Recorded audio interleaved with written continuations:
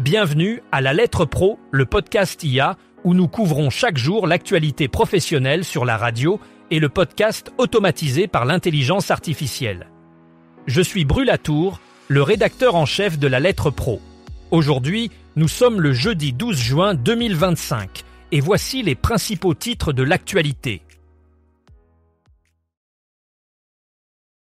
Saint-Étienne accueille le tout premier Active Music Live. RTL enregistre la meilleure audience replay avec Les Grosses Têtes. À Casablanca, le World AB plaide pour une radio modernisée, libre et résiliente. Un cahier de vacances est lancé pour les passionnés du jeu des 1000 €. RMC BFM ADS dévoile Adésia, son assistant intelligence artificielle. Pascal Praud prend les rênes du créneau 16h à 18h sur Europe 1. Les annonceurs sous-estiment la radio et surestiment le streaming. Dès le 7 juillet, France Info passe à l'heure d'été. Aux États-Unis, les 32 plus gros podcasts captent 50% des auditeurs. Enfin, au Portugal, la radio en ligne conserve une forte audience sur ordinateur. Active Radio a lancé ce jeudi soir au fil de Saint-Étienne le tout premier Active Music Live, un concert gratuit qui met en avant les artistes de sa playlist. Cette initiative musicale annuelle est une belle opportunité pour les auditeurs de découvrir des talents en live.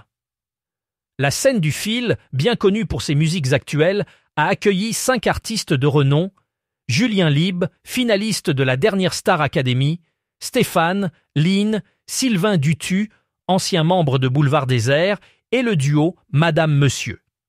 En première partie, Listella, une étudiante en musicologie repérée lors du tremplin Propulse ton talent, a captivé l'audience. Le concert sera diffusé ce dimanche 15 juin à 20h sur les fréquences FM traditionnelles d'Active, en DAB+, dans la Loire, ainsi que via l'application mobile et le site activeradio.com. Une belle manière de marier tradition et modernité pour toucher un large public. RTL a récemment atteint un nouveau sommet en matière d'audience replay grâce à son émission phare Les Grosses Têtes. Selon les données publiées par Médiamétrie, les éditeurs radio en France ont généré un total impressionnant de 139 millions d'écoutes ou de téléchargements de podcasts en mai 2025. Les Grosses Têtes se distinguent particulièrement dans ce paysage encombré, attirant un large public qui apprécie le mélange d'humour et de culture qui caractérise l'émission. Avec France Inter et RMC, RTL continue de dominer le classement des marques éditrices, consolidant sa place en tant que leader dans l'industrie radiophonique française. Cette performance souligne l'importance croissante des replays et des podcasts pour capter l'attention des auditeurs modernes, qui recherchent de plus en plus la flexibilité et la personnalisation dans leur consommation médiatique. À Casablanca, le consortium World DAB a tenu un discours marquant lors des Casablanca Broadcast Days les 10 et 11 juin dernier. Jean-Marc Dubreuil, délégué du consortium, a plaidé avec passion pour l'adoption de la norme DAB+, qu'il décrit comme la colonne vertébrale de la radiodiffusion de demain. Devant plus de 150 professionnels du secteur, Dubreuil a souligné les avantages du DAB+, pour une radio modernisée, libre et résiliente.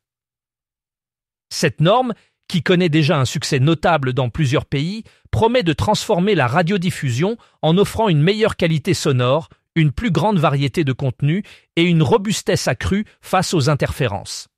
Dubreuil a insisté sur l'importance de cette technologie pour l'avenir de la radio, en particulier dans un monde de plus en plus numérique où la connectivité et l'innovation sont essentielles pour répondre aux attentes des auditeurs modernes. Dans la continuité de son émission emblématique, France Inter a lancé cette année le cahier de vacances, le jeu des 1000 €, conçu par Nicolas Stoufflet et publié chez Marabout pour un prix de 7,90 €. Ce carnet permet de prolonger l'expérience de ce jeu radiophonique, le plus ancien du paysage français, durant l'été.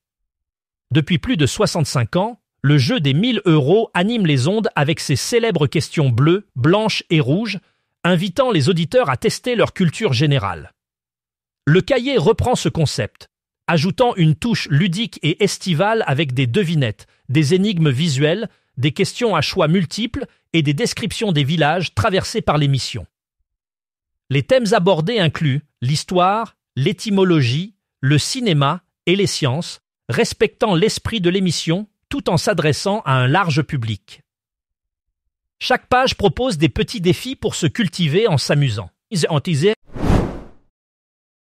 RMC BFM ADS a récemment dévoilé Adesia, un assistant conversationnel basé sur l'intelligence artificielle, intégré à leur site internet.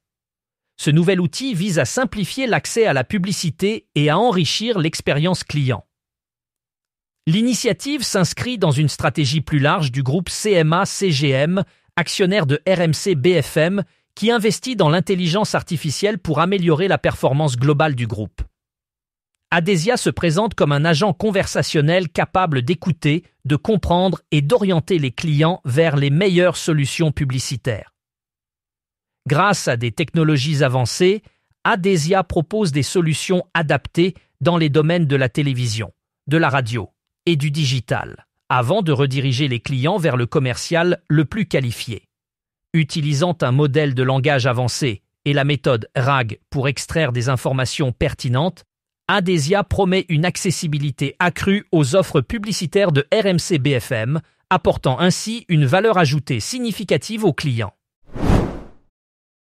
Pascal Praud, une voix bien connue des auditeurs, prendra les commandes d'une nouvelle émission sur Europe 1 à partir du lundi 25 août.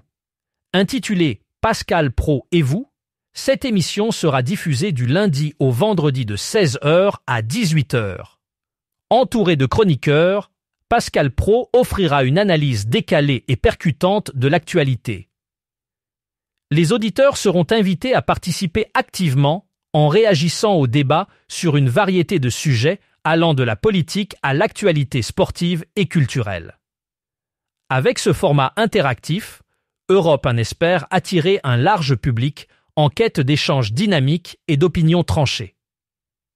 Ce changement s'inscrit dans une stratégie de renouveau de la grille des programmes de la station, visant à renforcer l'engagement avec son audience en proposant des contenus qui suscitent l'interaction et le dialogue.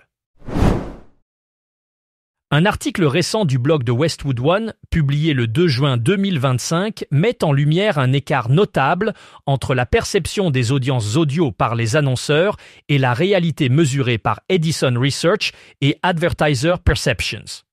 Selon ces données, les agences et les annonceurs surestiment les parts d'audience de Pandora et Spotify, tout en sous-estimant celles de la radio AM/FM. Ce désalignement pourrait avoir des répercussions importantes sur les stratégies publicitaires, car il souligne une méconnaissance des réelles habitudes d'écoute des consommateurs. La radio AM/FM continue de jouer un rôle majeur dans le paysage audio, mais cette sous-estimation pourrait conduire à un investissement publicitaire disproportionné en faveur des plateformes de streaming au détriment de la radio traditionnelle.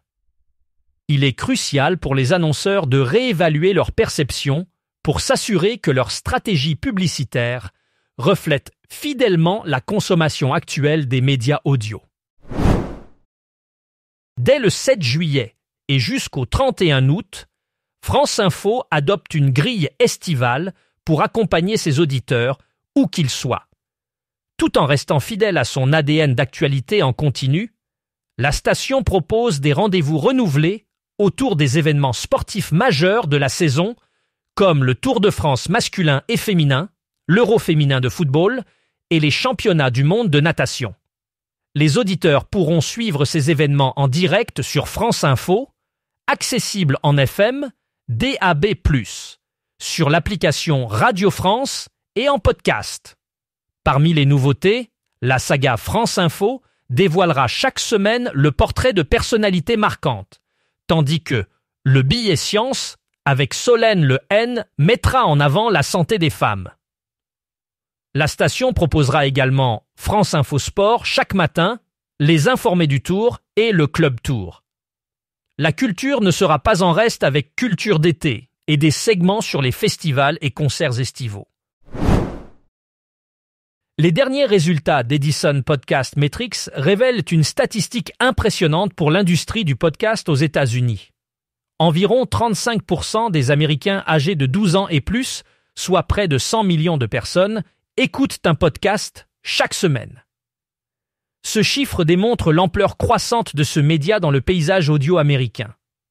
Encore plus frappant, seulement 32 podcasts captent à eux seuls 50% de cette audience hebdomadaire.